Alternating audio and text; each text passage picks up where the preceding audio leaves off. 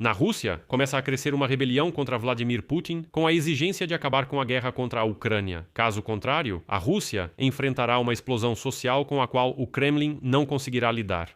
Na Duma estatal russa aconteceu algo que há um ano parecia impossível.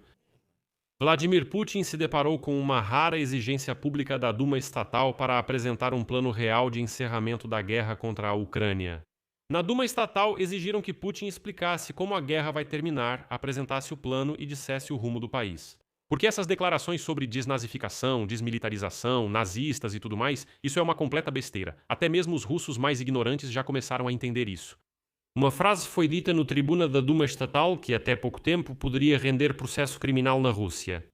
O país está à beira de uma explosão social, o povo precisa ver um plano claro para o fim da guerra porque ninguém entende. Para onde Vladimir Putin está levando a Rússia? Isso começou a ser dito da tribuna da Duma estatal. Vamos analisar. Meu nome é Alexei Petty. Antes de começar, inscreva-se no canal, deixe um like e comente. Então, hoje na Duma Estatal da Federação Russa, o deputado do Partido Comunista da Federação Russa, Vyacheslav Markaev, exigiu publicamente que Vladimir Putin apresentasse um plano real para encerrar a guerra contra a Ucrânia. Em seu discurso, ele enumerou tudo o que corrói a Rússia por dentro: escândalos de corrupção, oligarquia, a perda, como ele mesmo disse, da parte mais ativa e reprodutivamente capaz da população. Bem, ele está se referindo àqueles russos comuns mortos na guerra contra a Ucrânia que foram lutar por algum motivo, acabaram morrendo na sagrada terra ucraniana e seus restos ainda estão lá apodrecendo, ninguém se importa com eles. Aqui, o deputado do Partido Comunista da Federação Russa diz que essa era a parte mais ativa e reprodutivamente capaz da população que a Rússia perdeu. Bem, para ser sincero, não sinto pena. Então, bem, a Rússia потеряла. E ele diz que há um enorme problema com os ataques de drones ucranianos e que não adianta fingir que está tudo bem. Bem, e então esse deputado do Partido Comunista da Federação Russa disse o principal, cito: "O tempo das ilusões acabou, o país está à beira de uma explosão social." Acrescentou que a culpa recairá sobre o poder estabelecido representado pelo regime de Vladimir Putin. Se a situação não mudar, diz ele, a agitação social e o caos se tornarão ainda mais prováveis e o Ocidente inevitavelmente se aproveitará disso. E Markaev não está sozinho nisso. O fato é que ele apenas se soma à lista de figuras públicas que se afastam da linha oficial de Putin. No final de maio, outro deputado do mesmo partido, Renato Suleimanov, pediu o fim rápido da guerra, afirmando que a economia não suportaria sua continuação. E antes disso, o ex-ferrenho apoiador do Kremlin, o chamado Zed, o propagandista Ilya Remezlo, se voltou contra Putin, chamando o presidente da Rússia de criminoso de guerra e ladrão. E quando essas vozes começam a ser ouvidas na Duma estatal, isso já não é mais uma coincidência. É um certo sintoma de mudanças na sociedade. De repente, o próprio Vladimir Putin admitiu os problemas, mostrando que reconhece a tensão na sociedade. E já não dá mais para contar histórias de vitórias para os russos desinformados. Putin reconheceu que o exército russo não avança tão rápido quanto desejado, mas segue avançando gradualmente na linha de frente todos os dias. A seguir, uma citação do careca e fedorento anão Vladimir Putin. Estamos avançando, mesmo não sendo tão rápido quanto gostaríamos. Seguimos diariamente, controlando gradualmente nossos territórios. Vamos conseguir. Ninguém deve ter dúvidas sobre isso. Quer dizer, ele disse que não deve haver dúvidas. E mais algumas centenas de Ivans russos vão morrer na guerra contra a Ucrânia. Talvez cheguemos a um resultado, mas como vemos há dúvidas. Mas aqui surge a pergunta: por que o alicerce do regime de Putin está rachando? De onde vêm essas vozes? Primeiro, porque a economia da Federação Russa está em colapso. O crescimento praticamente parou, a inflação continua alta e os ataques ucranianos às refinarias de petróleo e terminais realmente prejudicaram seriamente o orçamento de Moscou. O fato é que, de acordo com dados oficiais, a produção de petróleo caiu para o nível mais baixo dos últimos 16 anos. Os gastos militares são tão altos que assustam até o próprio Kremlin. No início de 2026, os gastos militares aumentaram mais de 30% em relação ao ano anterior e chegaram a 46% de todas as despesas orçamentárias. Comparado às receitas do orçamento da Federação Russa, o cenário é ainda mais grave. De janeiro a março, os gastos militares foram equivalentes a 2/3 das receitas orçamentárias da Rússia. Ou seja, de fato, 1 de cada 2 rublos do orçamento federal vai para a guerra. Só pense nisso. 2/3 das receitas orçamentárias vão para a guerra. 2/3. Não são 30%, são 2/3. Mas sinais de pânico já estão vindo do topo do sistema financeiro. Canais independentes russos, citando fontes, dizem que Elvira Nabiullina, chefe do Banco Central da Rússia, deu um ultimato a Putin. Поставила Путину ультиматум. Cumprirá seu mandato apenas se o Kremlin não fechar as fronteiras e não decretar lei marcial. Dizem que se isso ocorrer, a economia colapsará totalmente e ela não quer se envolver. Segundo o canal, podemos explicar, Nabiullina supostamente pretende sair em breve. E nesta semana, ela e seus vice-diretores sequer participaram da reunião com Putin e os ministros sobre as taxas. E, como você pode imaginar, quando a chefe do Banco Central se distancia da principal autoridade, ou seja, Vladimir Putin, isso não é uma disputa técnica, isso é política de verdade. Ou seja, ela entende que tudo está indo por água abaixo e está tentando fugir desse navio afundando, mas não deixam ela sair. Até os principais índices de aprovação estão caindo. O Instituto Estatal VT-SIOM vai parar de publicar esta semana o índice aberto de confiança em Putin, porque ele caiu para o nível mais baixo desde o início da guerra em grande escala. No início de abril, o presidente Vladimir Putin foi citado entre os políticos em quem apenas 29,5% dos russos confiam. Após isso, a divulgação das pesquisas foi misteriosamente interrompida. E dizem, por que você precisa disso? Você imagina, dizem aos russos, não vamos lutar contra as avaliações caindo. Para quê? O Putin faria algo pelos russos comuns? Só vamos tirar essas avaliações e pronto. Qual a diferença se confiam ou não confiam no Putin? Isso é a Rússia. É um bando selvagem. Qual a diferença? E daí, mesmo que 90 russos digam que não confiam no Putin, eles vão fazer alguma coisa? Não, eles não vão fazer nada. Eles continuarão sendo enviados para morrer na guerra. Essa é toda a Rússia. E é aí que entra a inteligência ucraniana com um trunfo. Zelensky afirmou hoje que os serviços secretos ucranianos acessaram documentos confidenciais destinados diretamente a Vladimir Putin. Falamos sobre a popularidade do chefe do Kremlin e o descontentamento dos russos com suas ações. Zelensky resumiu assim: Vladimir Putin raramente recebe informações totalmente verdadeiras e sem enfeites, mas até mesmo o que ele recebe permite tirar certas conclusões, e a conclusão é assustadora para o Kremlin.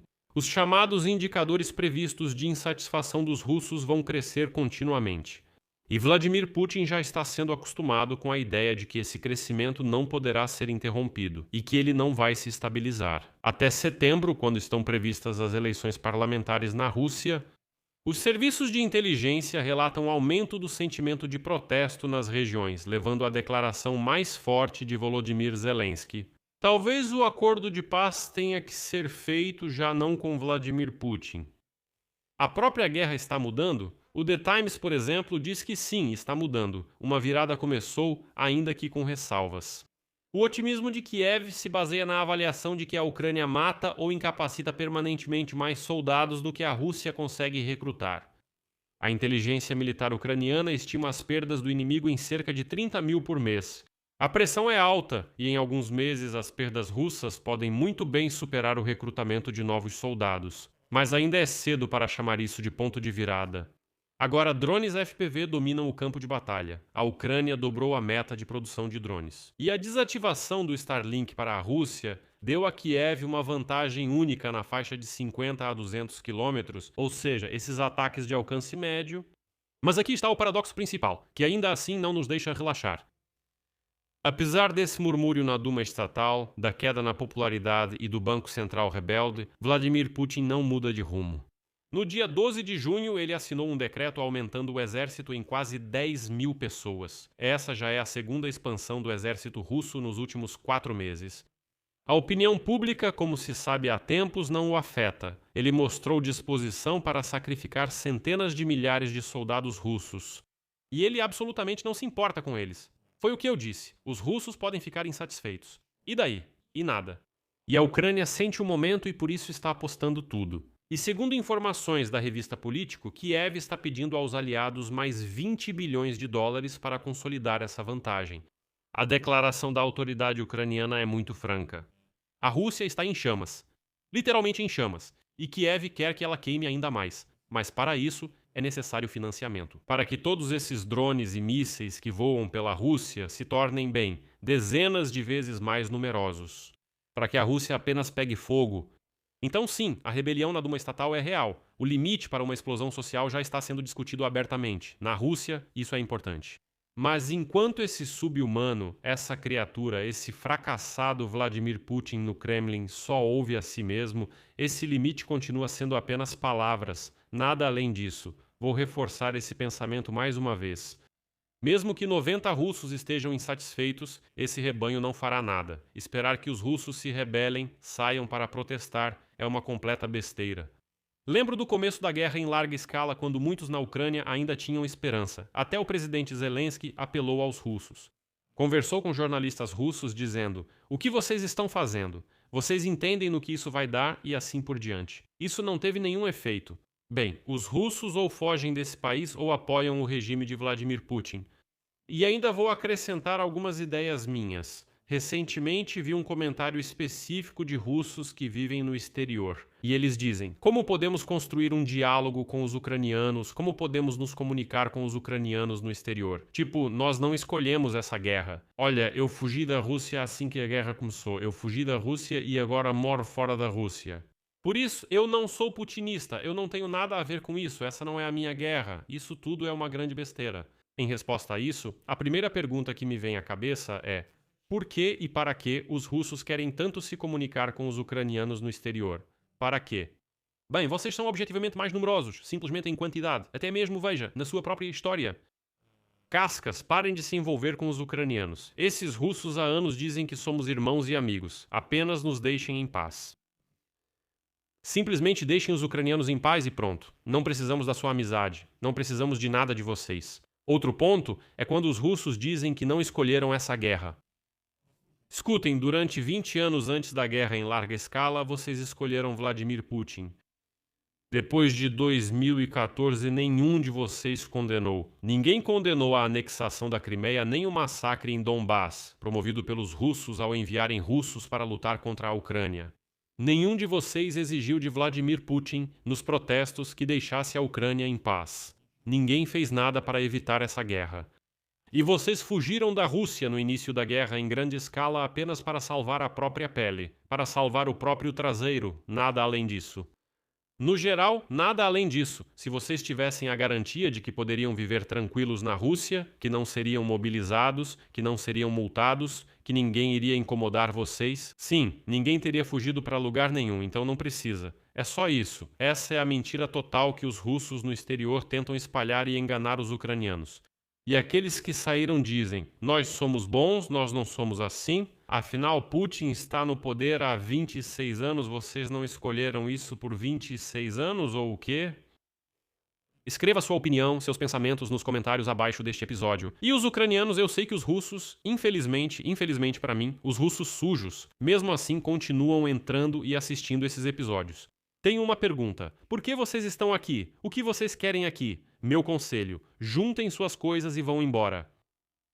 Hoje estou emotivo, mas vou falar tudo o que penso e como realmente penso. Aqui vou colocar reticências. Sua opinião, suas conclusões, como sempre, escreva nos comentários abaixo deste vídeo. Se você quiser apoiar o trabalho deste canal do YouTube, pode fazer isso com qualquer doação. Pelos links e dados na descrição deste café, lá tem Buy Me a Coffee e Patreon. Há links até para carteiras de criptomoedas, dados bancários, enfim, escolha o que for mais conveniente para você. Ficarei grato por qualquer apoio de vocês, é isso, se cuidem, até mais.